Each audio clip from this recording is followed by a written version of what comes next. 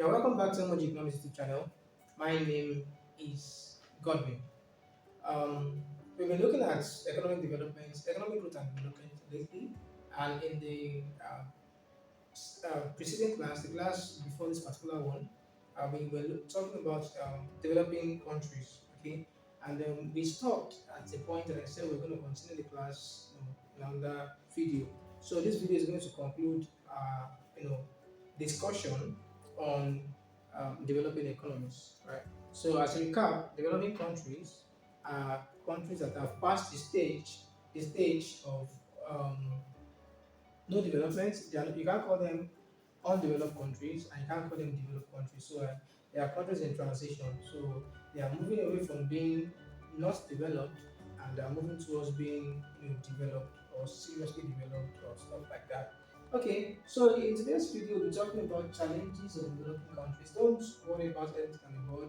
We'll take them one at a time. Okay, so challenges of developing countries. Number one, you have poverty. So you have a lot of people being poor. Okay, and when you have poverty, it's kind of a vicious. Remember your vicious cycle of poverty, and then remember that in the last class we were looking at poverty being one of the features, a high poverty rate being one of the features of a developing country. So it's a feature and it's also a challenge. So you then have something like a vicious cycle of poverty. People earn low income, all right, because they have low income, they have low savings. Because they have low savings, they have low investable capital that they can invest maybe a petty business or petty trading and stuff like that.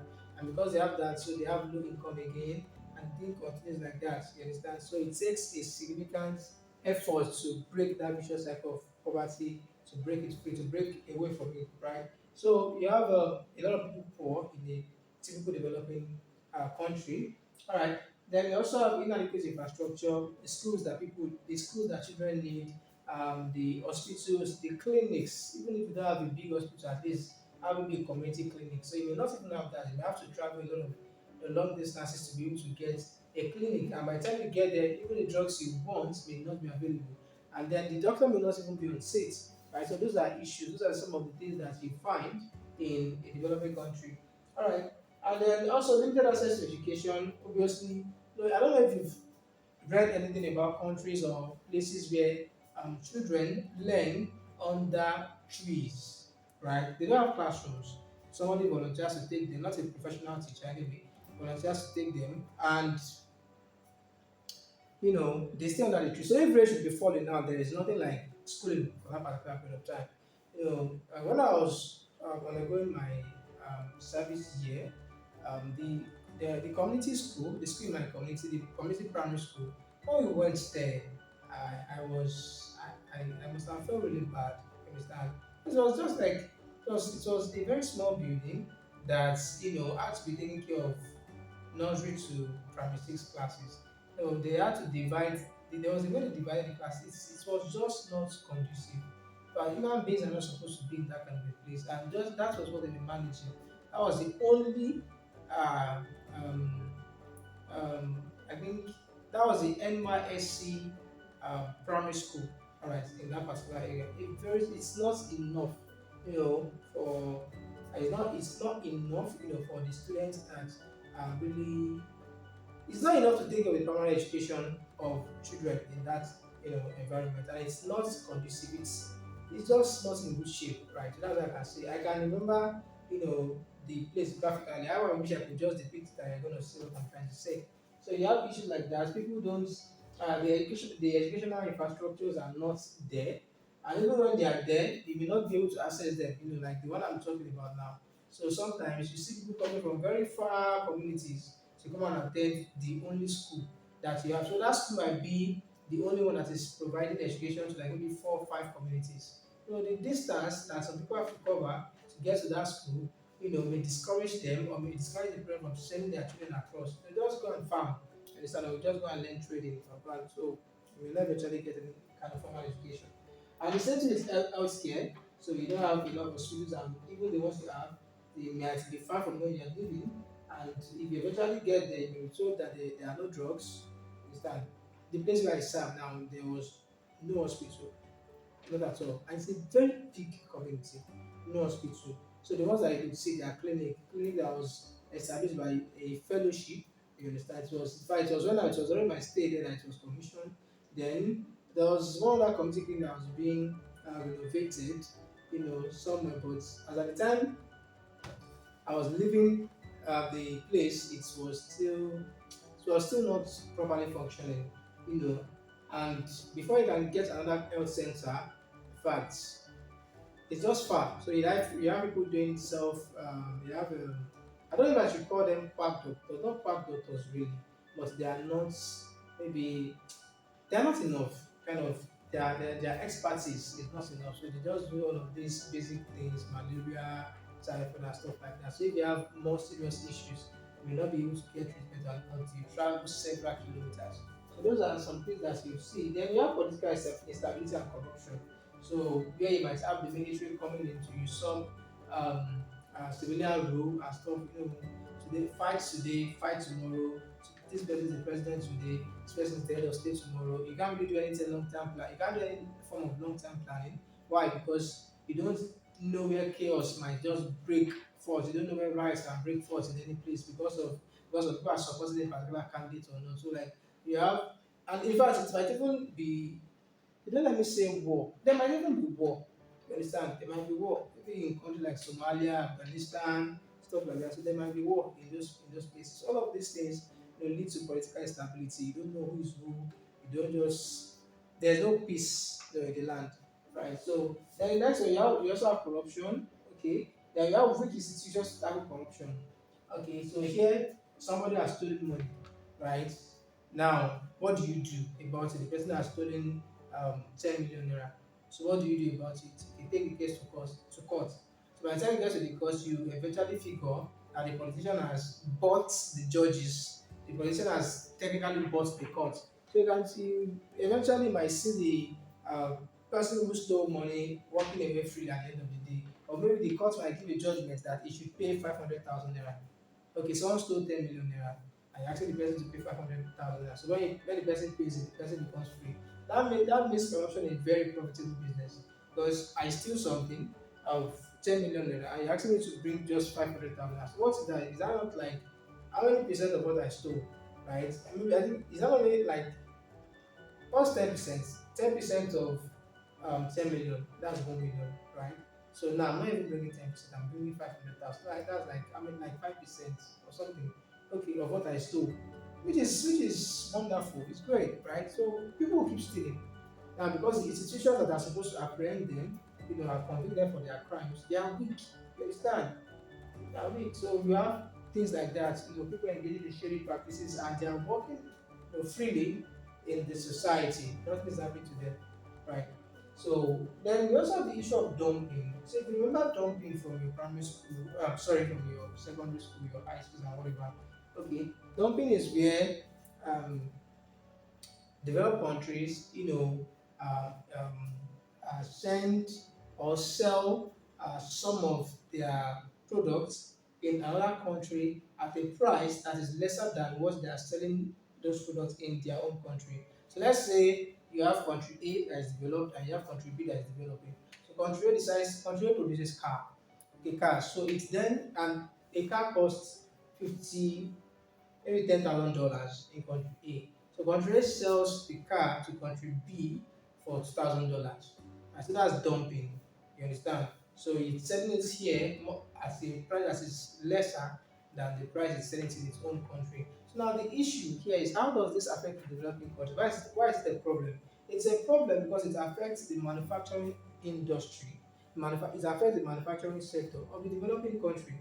Okay, because if the manufacturing sector decides to, let's say, produce vehicles, produce cars too, they will discover that because they are just coming up, right, it's going to cost them a lot to produce a car.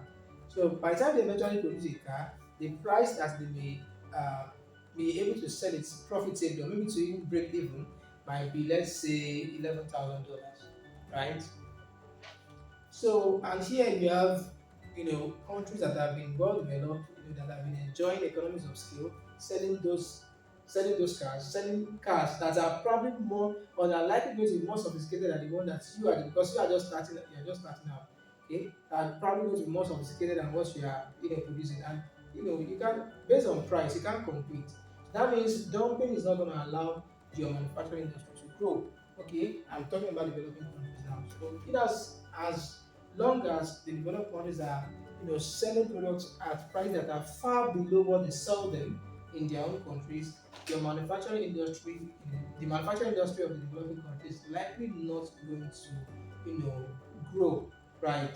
So the automobile industry now, because we're talking about cars, the automobile industry in developing countries is likely not going to grow because a lot of capital investment is going to go into it, and a lot of local sourcing of materials locally to produce a car.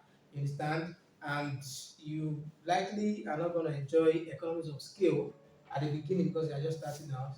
And sometimes these countries may even have to import some of the spare parts to produce these vehicles from developed countries as well. So if you look at the exchange rate problems and stuff like that, their cost of production becomes very, very high. And you eventually produce this car, put it on the market, and nobody's going to buy it. And if people are not buying your product, there's no demand for your product to buy your business. So like those are the things, those are the issues. In Nigeria, for example, we have people, I think I've said it in one of our classes, in one of the topics here. So we have people like rejoicing, everything is second hand, everything is second hand, UK used. You get a phone, UK is not brand new. You get a car, UK used, or second hand cars, second hand shoes. Because everything is just second hand, UK used, UK used. UK use iPhones, UK use computers. People don't really get to buy new things. They just buy all this, UK used, UK used. So and it's worrisome, right? It's worrisome because these things are also going to be affecting Nigeria's manufacturing sector's ability to produce, this stuff. If people can get UK used that are functioning, pretty well. So why should they wait for what you are going to produce that is not likely going to function as that's not likely going to function well as the one they are getting from developed countries. And in fact, just might even there's a chance that just going to cost high prices than the ones that UK use that all of us are basking in. We are enjoying everything UK use. And so, what are the possible solutions to the problems, challenges of developing countries? Number one, we have investment in education and training. Okay, because I think it's straightforward. Okay, people don't really have access to education, right? And even the infrastructural facilities for education is not really there. So like the investment, education and training, promotion of entrepreneurship, yes. So promotion of that this is going to help your economic growth. So as a developing country, you must experience significant economic growth if you want, because we were talking about development yesterday, being growth plus structural change. So the growth must happen first, and it must be a wonderful growth. You understand? A pretty high growth, in addition to structural change. So like entrepreneurship, which I don't think I should dwell more on this because I've explained it before, other sources of economic growth. So basically, you can also create sources of economic development. Now, improve infrastructure generally, the roads, right? Construct roads, especially feeder roads. You understand? Those are the roads that connect rural areas to the urban centers. That is going to help the transportation of raw materials like agricultural products from rural areas to the urban centers. Understand it? And it's also going to help, the rural areas to buy things that they want to buy from the urban centers and take them to the rural areas. Okay, then you also have developing train infrastructure too. You understand? Not just roads or buses and whatever. So you also have train. So trains are cheaper way of transporting people, especially products in bulk. So when you are transporting products in bulk within a country, so train is actually a very nice way to connect rural areas as well. So the urban centers, they are going to be paying cheaper prices than you using trailers or big containers to transport all of these things from one place to another. So you have to improve infrastructure. Then you also talk about banking infrastructure. The government should be able to like support the banking sector, okay, and help them, to create all of these banking infrastructures in terms of software, in terms of physical infrastructures, and so on and so forth. Then you also have airports. As all of these things, just put them, even hospitals, right? So you just put all of these things together. The government that means the government has to do a lot of spending. You understand? In order to help its economy to be positioned along the line of development. So address inequality. Okay, because inequality is, especially income inequality now is pervasive in a developing country. So how can the government address it? By pursuing progressive tax rates. You understand? That's a policy. So the more you earn, the more you pay in taxes, right? And another thing is by providing welfare programs for the less privileged in the society, or for the vulnerable in society. So yesterday, not yesterday, right? I recorded the class yesterday, but let me just in the last class. So we're talking about some welfare programs. So you have child care assistance uh, child care assistance program, for example. You have the housing assistance program and whatever like that. In fact, you have unemployment benefits. So all of these are welfare programs. So as the government is taxing the rich, taking more of their income, you understand, the government then redistributes them in terms of the provision of welfare programs for other people that are not as privileged as the wealthy. So that's also a way to bridge income inequality. And in fact, it takes strong institutions to do it so that the rich do not hijack the process. You understand? As they find a way to corner the money.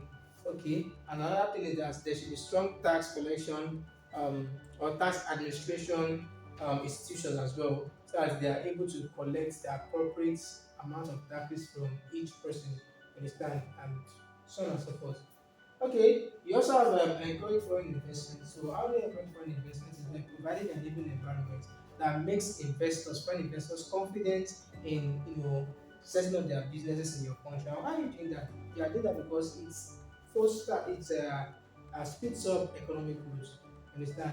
So when you are able to bring in foreign investors through policies like letting them understand that there's not going to be under no circumstances would a country nationalize their assets.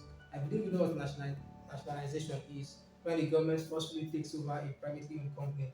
So if you are able to and let the foreign investors know, you understand, that, and it's legally backed up, that on no occasion will the government of your country, hijack or nationalize your private property. You understand? So if there are policies like that, you are trying to kind of improve, you are trying to make this the foreigners, um, um, feel secure. Okay, they are trying to make them feel secure. Okay, that their investment is secure in your country and so on and so forth.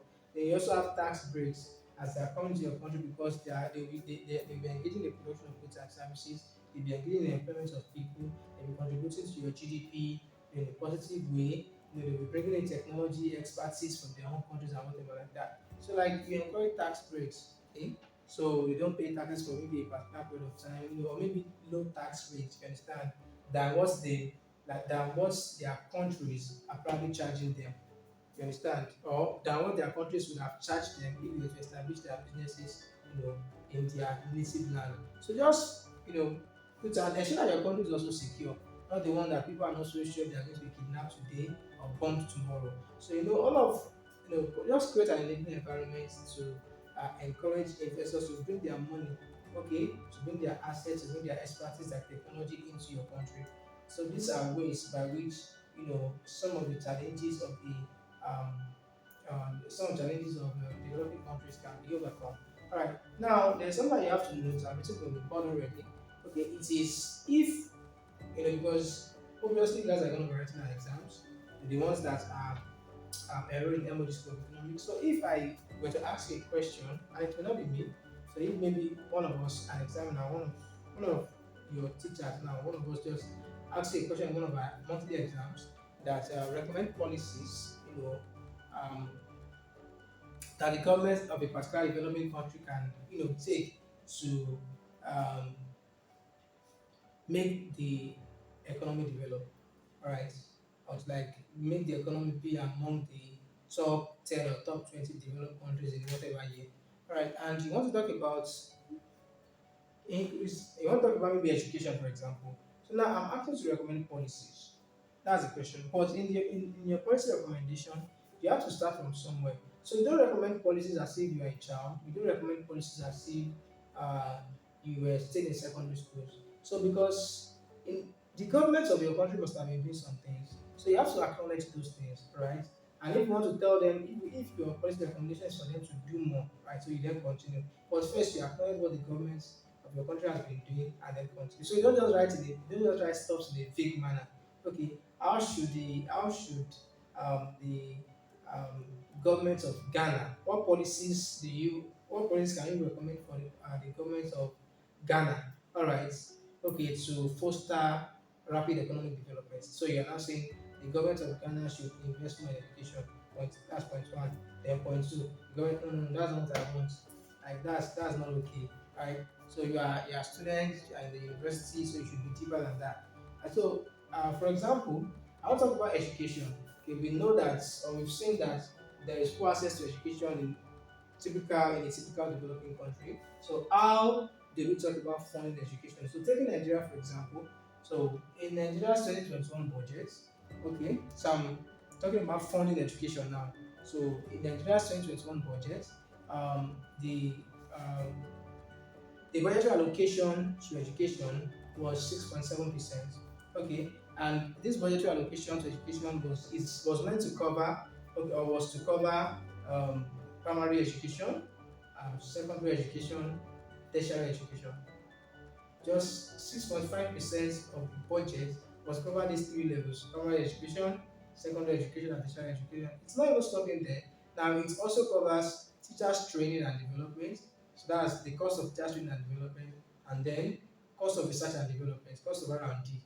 So you can see like basically what's the country's budgetary allocation. Okay, it is this amount. Let me say maybe 10 trillion, right? So 6.5% of it, for example, I'm not saying that's the exact figure, right? I'm just giving an example. So maybe like 10 trillion or so in 2021. So now the 6.5% of that. So how much is that?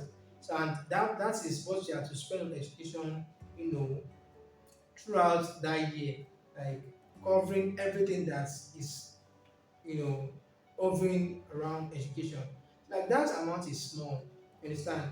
That amount is small. So we then continue. Okay, according to UNESCO, that's United Nations Educational Social. Is it social now? Where is it? Okay, according to United Nations Educational Scientific and Cultural Organization (UNESCO), okay, for a country, a country to develop its educational sector as it ought to. Okay, let me put it. Let me say it properly.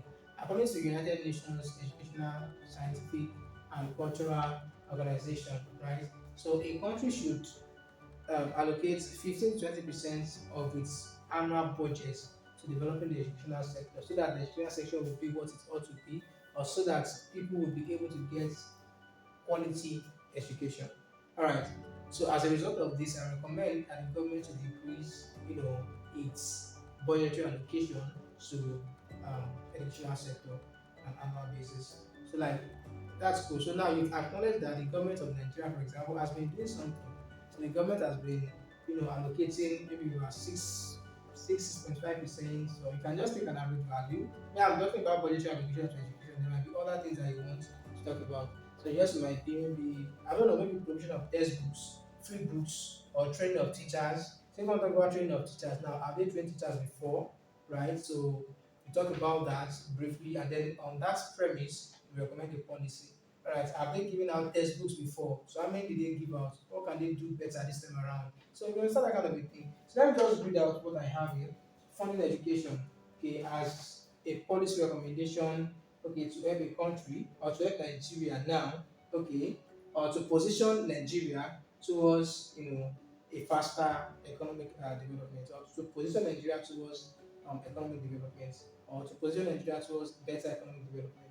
Right. So my policy recommendation is, funding education, right? So now in 2021, the budgetary allocation to education was 6.7% in Nigeria. That's actually a fact. Okay, covering both recurrent and capital expenditure, including the funding of primary, secondary, and tertiary education. Right. So the allocation also covers teacher training, research and development, etc. Now, according to United Nations Educational, Scientific and Cultural Organization (UNESCO), for a country to significantly improve its educational sector, 15 to 20% of the annual budget must be dedicated to the sector. As a result of this, I recommend that the Nigerian government should dedicate more of its annual budget to funding education. I've what I'm saying is not the same thing as my conclusion.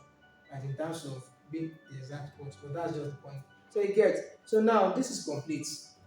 So this is what you should do. So because when you just said the government should fund education, what do you mean? Has the government not been funding education before? You know, this is what you've been doing, but I think you can do better. So let me just, so that's just put it there.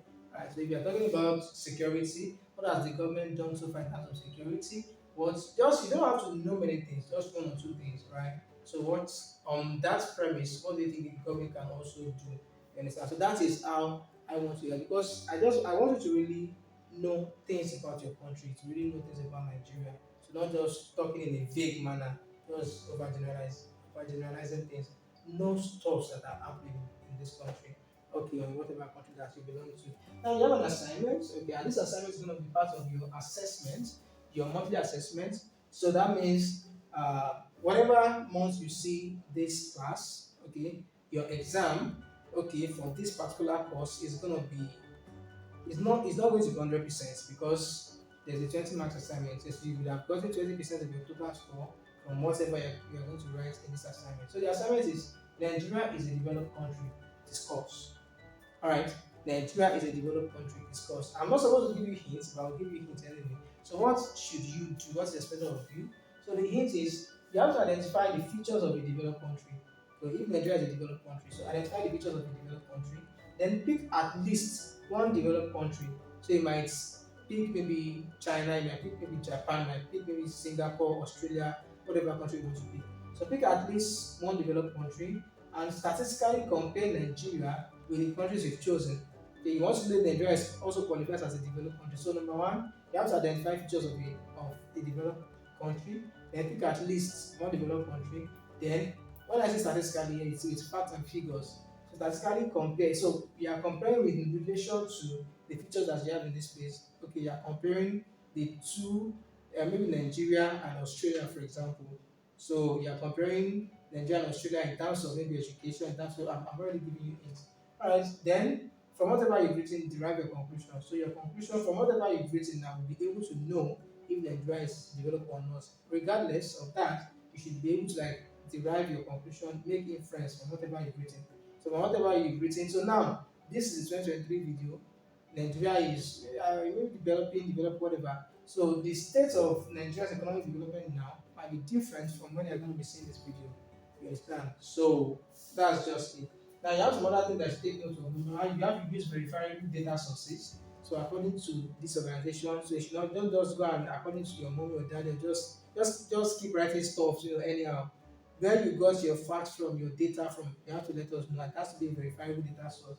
Now, you are also meant to type this assignment. It's going to be in a document format. Type the assignment, include your name, stuff, let us know. Then you have to include your reference. So these are the places you got your data from. So you also have to include your reference and stuff like that. Now, it should not be more than 1,500 words. Please, I don't know what you're writing. So it should not be more than 1,000. So it might be 500 words. In as much as you are convinced you're written something of good quality, it's okay. So at the 1,000 words, but it shouldn't be more than 8,500 words. And this assignment is going to carry 20% of the monthly assessment of whatever month you are seeing this particular video. So that's that.